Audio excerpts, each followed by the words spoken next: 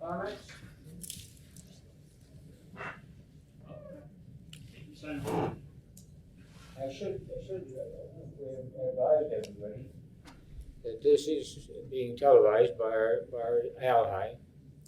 And if there's anybody here who has any reason that they would not want to show up on the website, just happen to be speaking or just sitting there, just let us know, especially if you speak. There's a release form that we'd like you to sign so that we can legally use what we're photographing here. Okay? So, all right. My name is Kevin Chapman. So this is a question, gentlemen. With what we're seeing is a lot of backward legislation. And I'm wondering if you could talk about the disconnect in the labor movement, why we don't continue the fight for those areas that go back, and we're not marching the lines and assisting our brothers and sisters out there. If we're talking about shared stories, where has that disconnect fundamentally come if we're doing such a good job of standing up and cheering for each other? So let me take a little more questions first. anybody else? Tom? Yeah, this question for James Mirabeau. The conception of people's history he's outlined. For a person of my age, when you use the term people history, what's immediately called to mind is a different kind. This is history from below, essentially. Yeah. I'm irresistibly reminded, though, of in the 1960s, a man named Leandro Bergeron, who wrote a book called A People's History of Quebec, the Patriot's Handbook, which was essentially a critical retelling of Quebec history, examining a lot of the myths of Quebec history. It was done, I'm not sure if Bergeron was in fact an academic historian, I believe he was, but it was definitely written for a popular audience. So what kind of linkage can be established and how between a sort of critical retelling of history that is done from a specific individual, but academic and political viewpoint, with the alternate model of people's history that you've been describing? How can we link those two things? Okay, anybody else?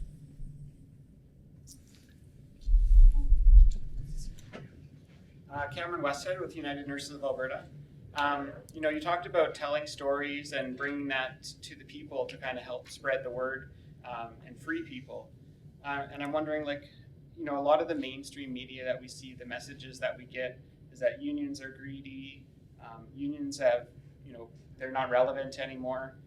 So how can we counteract the mainstream media and get that message out to people and kind of counteract the message that we're hearing? Okay, so Try these first and we'll come back. yeah, I only have clearly there's one I'd like to talk about, and that's the disconnect between the regressive legislation that we're facing now and the apparent inability of the labor movement to deal with it, right? And that is extremely troubling. And I'll tell you that from my observations, that the post-war, there was this labor accord, coming out of the Second World War, that basically said unions are going to become legitimate, but in exchange for having a contract that's enforceable and a grievance procedure and the rest of this stuff, unions agreed to keep the peace. In other words, unions control their own members and prevent them from taking wildcat strikes. You're obligated by law to do that, right? And so you get this. And secondly, there's other things that were contained in that. And that was that unions had to turn in their constitutions to the provincial government, to the Labor Relations Board, and they had to get their bargaining units approved by the Labor Relations Board. And what it meant was that the labor movement was fragmented into these little tiny discrete units that are all over the map. Even a union within an industry will have like 16 or 17 or 100 locals spread around that don't get to come to the table together, that don't get to make their plans together. And so I guess that my answer is that the labor movement has got to recreate itself. We're caught in a dead-end street right now where we're limited by the way we have organized ourselves and the way we let the state organize us. And I think I think that they broke the truce. I guarantee you that the end of labor peace was signaled on the Gaynors and Fletcher's picket lines and up at Fort McMurray. That was a clear signal in Alberta that there's no more consent. That you're going to face, if you're on strike, you can just rest assured that if the employer wants to use scab labor, they'll use scab labor. If they need the police, they'll get the police. If they need you ordered back to work by the legislature, they'll get you ordered back to work by the legislature. The thing we have to ask ourselves is, I remember talking to the railway workers, the running trades, when they were walking out on strike, and I went in and talked to them about some things, and the guy said, it doesn't matter. He says, we're going to get legislated back in 3 days anyway, by Friday. And I said, well, I've got 2 questions for you. So they were going fishing.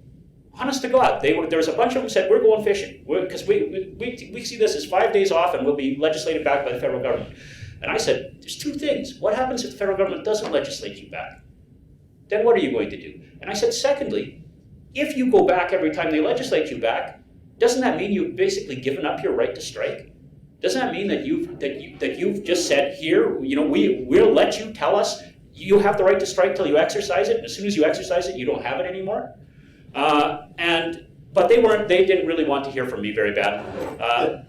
But I thought about that, and I thought, the railway unions were legislated back so many times, starting from the 50s and on and on and on, that they become conditioned to it, right? And so what I said is when the other side broke the truce, when they've broken the truce and they're doing things that they shouldn't be doing, that is allowing strike breakers and all this other crap that we thought was gone with labor legitimacy, then we need to throw out the book as well.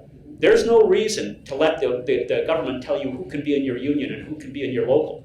Why don't you let the members decide who they want to be together with?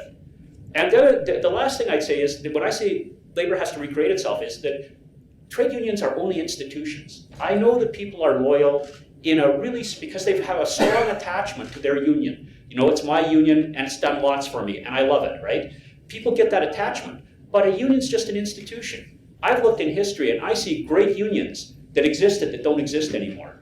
I can name them off to you. The Mine Mill and Smelter, the Knights of Labor. There's tons of, Western Federation of Miners. There's tons of great unions who did great things for their members that don't exist. There's unions who were principled and at the forefront of the fight that are now at the bottom. There's unions who are at the bottom that are now at the top. These are just institutions. They're not the hill we die on. The hill we die on is our members. And I think we have to stretch our imaginations and say, maybe we only need one big union, right? Maybe that's really a good idea that we should be thinking about right now. Maybe we should talk about how to build solidarity so that, as you said, so that when you face bad legislation, it's not one union protesting that legislation, it's everybody. Okay, thanks.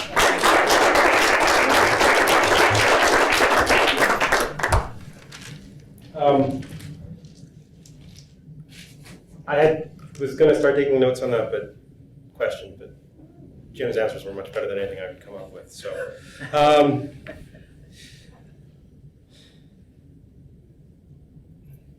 the 2 other questions, though, actually relate in many ways to each other. So the first is if we talk about Tom's question, what are we thinking about? What am I meaning when I'm describing this? Am I describing history from below? Yes. But am I describing critical history as well? Yes. Right? There's a wonderful comic book based on an even better book called The People's History of the United States of America by Howard Zinn. And it's clearly a critical attempt to retell the history of the United States. And it was written by an academic. The comic book was partially done by academics, but they are clearly aimed at a broader audience. And they bring in this history from below, the story of working people and not bosses. But they're more than that. And I think the 2 can be combined in that sort of way, that we can tell the stories of everybody, stories of workers, the stories from below, in a critical way. The one thing that we shouldn't do, and this is the fault of people like me, is that we shouldn't tell stories in ways that are unclear, in ways that can't be understood, and in ways that can't be accessed. I get in my collective agreement that still does exist, I get about a half level of inflation raise every year for just having my job. So I get between 0.5 and 1.5% a year. But the majority of the increase in my salary comes from the production of knowledge. But the only knowledge that counts that I produce is knowledge that's judged by other academics in very particular ways and written for other academics. And trust me when I say that even if you liked what I had to say today, you wouldn't like most of the stuff I have to write to get those sorts of raises. I try hard to write stuff that's readable.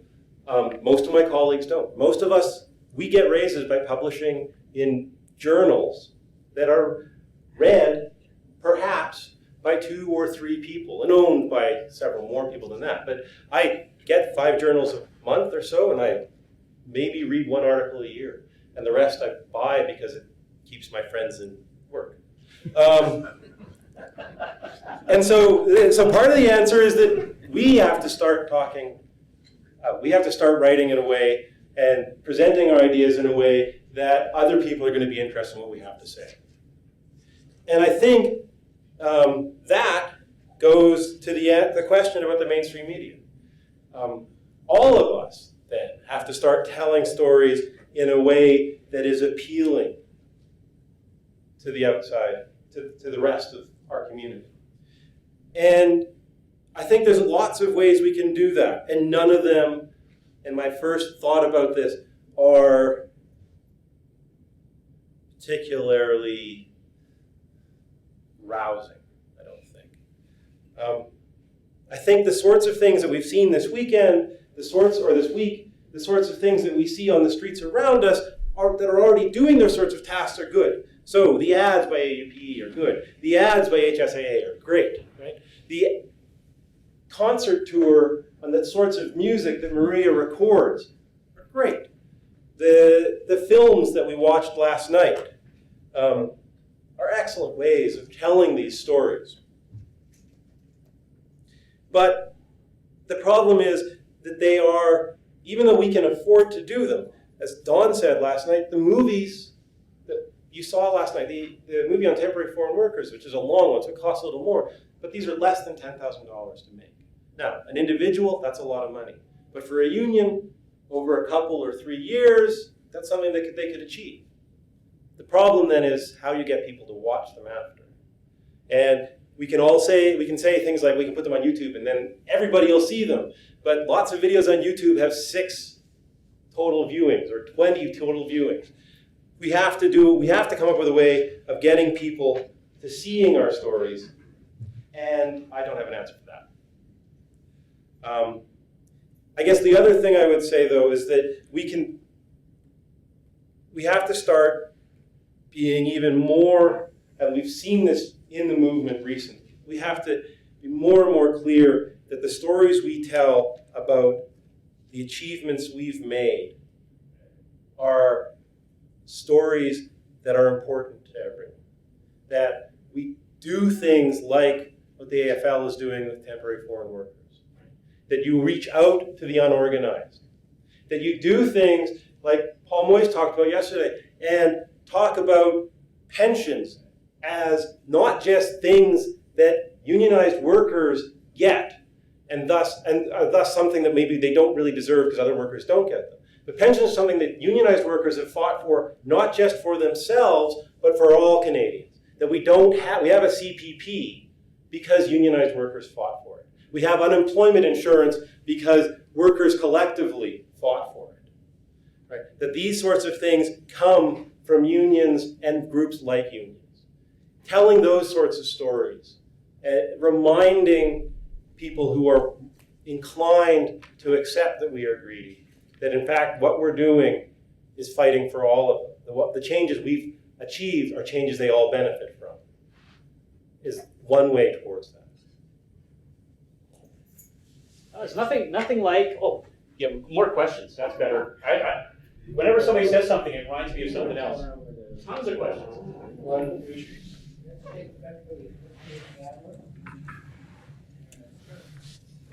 I like when you were talking about maybe the labor movement needs to reinvent itself, and just from things that I'd heard before, and also different people speaking at the convention, it seems like a lot of the barriers are legal barriers, and you talked about sort of like, I don't remember the words that you used, but like the truce that was established at some point, and industry broke it.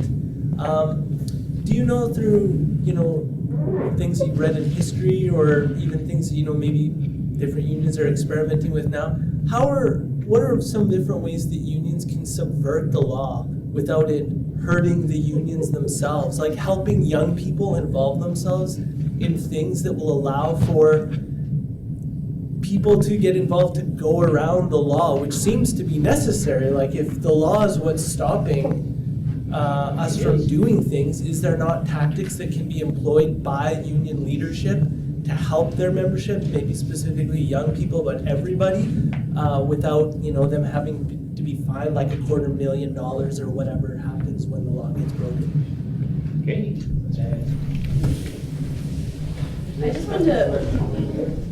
I just wanted to add a comment about to just build off of this need for telling stories, and I think there's an important distinction to make. Like, there's a need definitely to tell the stories, but I think there's also a need to document and archive these stories. And I think ALHI and this labor conference, as an example, is doing a great job at documenting the archives, especially with, I think, this growing difficulty to access information and access our history. We can see that with Archives Canada being disbanded, with the elimination of the long-form census, with public institutions, public universities now charging membership fees to access its libraries and collections. So the U of T is a perfect example. If you are a non-U of T member, you have to pay approximately $300 a year to access the private collections, despite being paid for by public dollars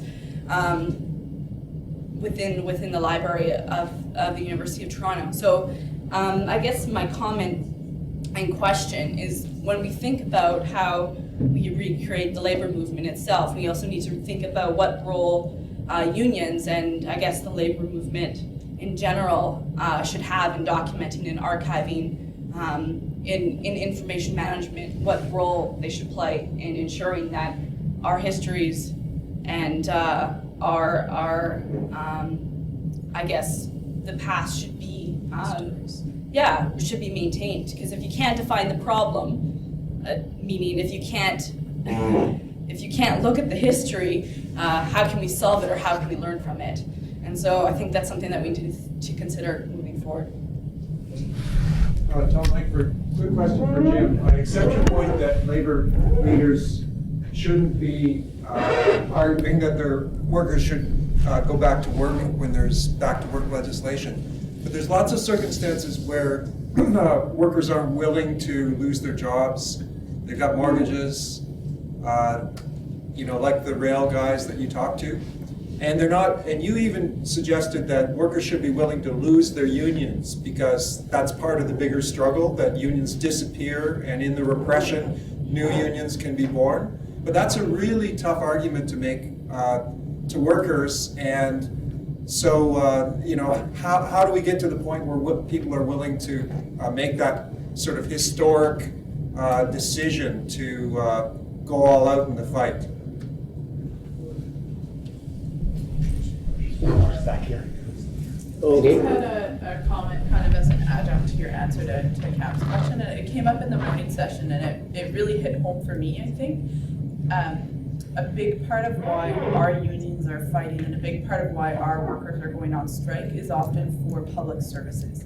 And I think that's a really important message to drive home to the general public, is often when we're choosing to go on strike, it's because we're standing up for people who maybe can't stand up for themselves. We're standing up for elementary school students, or we're standing up for elderly who maybe aren't getting the care that they need in long-term care facilities. And I think that's a really important point to drive home to the general public, is we're often not striking for ourselves. We're not necessarily striking for a pay increase for ourselves.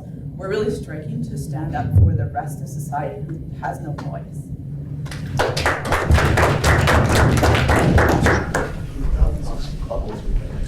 Okay, you go first, and then I'll go. Yes.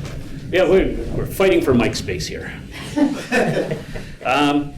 Okay, a couple of things. I think first off, I wasn't suggesting that we lose our unions. I was just observing that unions come and go.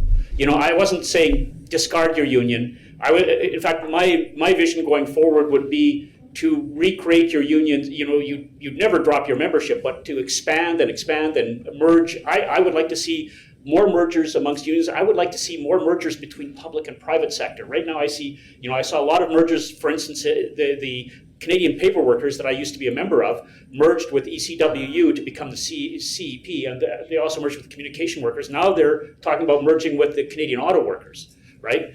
But that's the private sector. I think we need to unify to stop this split between the public and private sector, for one thing. I think public sector unions ought to, I mean, the problem is that when you merge unions, you have a problem with infrastructure, right? That the leader of this union doesn't want to give up being a leader. I mean, sometimes it's egos that are getting in the way. So I just wanted to straighten out that I wasn't talking about abandoning them. As for it's no leader's job to flog their members out on a strike when they don't want to be there. But what I was trying to say is that when the workers are prepared to go to the wall, when that's their collective decision, then it's the leader's decision it's their responsibility to be with them. Not the other way around. The leader should never be the one saying, I know you guys don't want to go on strike, but you have to. I don't think that works. Finally, I'd say that the local IWW. I don't know if any of you know about the Industrial Workers of the World, the old Wobblies. I love them. I always have. But right now they have a whole bunch of young people who are these young anarchists who go around and show up at picket lines. Every time there's a strike in Edmonton, they come by with coffee and they're there all the time. Now look, there's some ideological problems there, but they asked me one time what they'd like to do an organizing drive on White Avenue for all of the people working in the wait staffs up and down White Avenue. And the problem that they've got is that they're not a certified union. They haven't filed their constitution with the Alberta Labour Relations Board. They're not legal.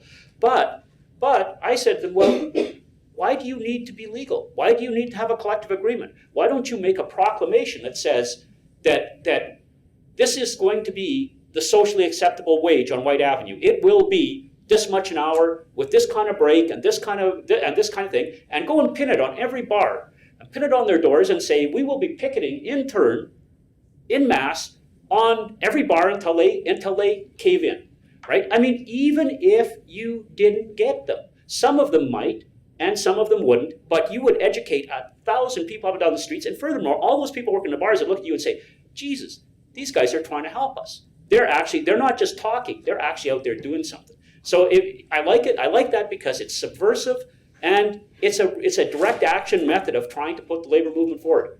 Thanks.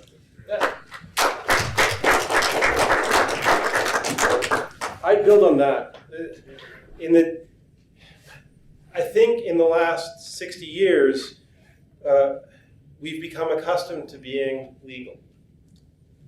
The union movement in the legislation that started being passed actually in Alberta just before the Second World War, and then in Ottawa and in the provinces during and after the Second World War, made a very particular type of union structure legal and encouraged people to join, to the extent that they encouraged anybody to join unions, join those types of unions. But the history of trade unions goes back much before that. And for that whole period before that, unions were to varying degrees illegal. There was no such thing as a legal or illegal strike in Canada until 1905. Before that, all strikes were illegal. The difference is, in a legal strike now, you shouldn't be able to be fired. And in an illegal strike now, if you're a union and you're engaged in an illegal strike, you can be penalized in all sorts of ways. But if you're ununionized, there's no legal or illegal strike. There's just striking. If you're an ununionized worker, you strike when you quit. If you're a whole group of workers, if you're an entire McDonald's, you strike when you all walk out. Now, they may be able to replace you right away, but they might not. And we can see that sort of, so I think worrying about the legality of these things is something that we shouldn't worry too much about. We have a long history of not worrying about that. And we can see, even if we don't want to go that far, we can see ways in which the old history of trade unions has been reappearing. Trade unions, as we think of them today, industrial trade unions, started not as trade unions. They started as mutual benefit societies. People paid a weekly dues rate, not for strike pay and not for organizations, or not for all the other benefits we get from unions. They paid that weekly dues for two things: health insurance if they got injured on the job, and funeral insurance if they got killed on the job. Those things are still legal, even if they're not recognized unions. And people have been fighting for that. Farm workers in Ontario organized in the late 90s at an egg-laying factory on that very basis. They said, we can't be unionized under the legislation, but we're going to form a group. We're going to pay dues, and it's going to do these things. It's going to provide us insurance. And as a group, it's going to allow us to hire somebody who can go and argue with our bosses, not for a collective agreement, but just go and argue with our bosses, take our cases to our boss, so we don't have to. And so, in some ways, we're insulated from the threat of job loss. So, I think there are those sorts of alternatives in the face of the current regime. The other couple of things I want to sort of quickly address. As was pointed out, we live in a current regime in Canada that's anti-knowledge, right? That's against us knowing things. The government is moving farther and farther away from collecting and disseminating the information that we have become accustomed to. And this is a bad thing, but it creates a space. If they're not producing knowledge, then we can produce it. If they spend all their time talking about the War of 1812, which I cover in 10 minutes in my Canadian history lecture as a joke, if they can spend years worrying about that, we can spend time producing real knowledge that will benefit people, and that will appeal to people more than, especially if you live in Alberta, celebrations of a woman and her cow walking to tell the general that the Americans are coming when he already knows. And then Dave's getting up, so I should stop. No, I guess the one last thing, because this came. I'm not sure what time it is. The one last thing I want to say, and this came off of the last conference, the last panel too, the public workers panel. A lot of people talked about growing up in union households, and I think one of the ways we can spread our story that's really simple. It's not necessarily cheap, but it's not that expensive. Producing the sorts of pamphlets that we've seen out front, and not producing them in batches of 100 or 200, but producing them in batches of thousands, so they get distributed at the workplace, and everybody takes them home. Now, some of them they'll put them in the garbage right away, and some of them will never read them, but a lot of them will leave them on their counters for, if they're like me at least, for several months before they realize that they should chuck this thing out because they haven't read it yet. But in those months that it's on their counters, their partners can pick it up, their children can pick it up, the people who come to their house and are running rapidly to get to the bathroom but want something to read while they're there can pick it up and take it with them. And we can spread our story in those sorts of ways. If we're telling stories in ways that are short and punchy